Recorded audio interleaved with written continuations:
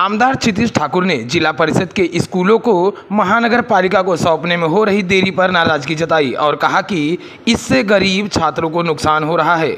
उन्होंने यह भी बताया कि आचार संहिता लागू होने से पहले पालघर में हुई बैठक में उन्होंने स्कूलों को महानगर पालिका को सौंपने की अपील की थी और यदि यह सौंपे जाते हैं तो वह अवश्य सुधार करेंगे। Bureau report, crime nation news.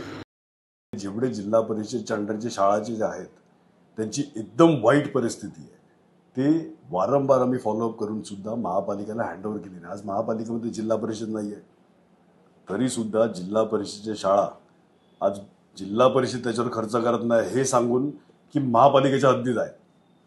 Property तर मालकी तुमची आहे, जिल्हा परिषदेवर कोण बसलाय?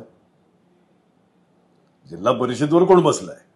एक बाजूला तुम्ही जिल्हा परिषदेच्या शाळेची परिस्थिती दाखवतात, महापालिकेला दिलत नाही आजपर्यंत।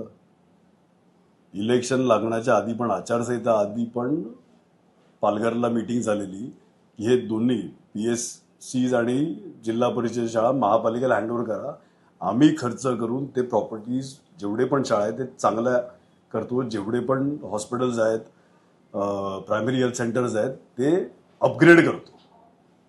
आता महापालिकेची अडचण अशी होते की ते जिल्हा परिषदच्या अंडर आहे म्हणून महापालिका खर्च करू शकत नाही आणि जिल्हा परिषद हे कारण देते की महापालिकेच्या हद्दीत आहे म्हणून आम्ही खर्च कशाला करायचा।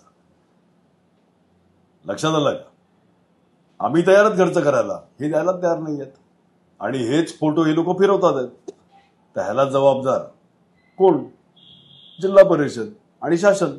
शासनाने द्यावं ते आम्हाला आणि आमचं पत्राचं ट्रेल काढावं। किती वर्षापासून आम्ही पत्र लिहितात आहेत शासनाला की हे दोन्ही आम्हाला हँडओव्हर करा, आम्ही सुधारत होते, द्यायला तयार नाहीये।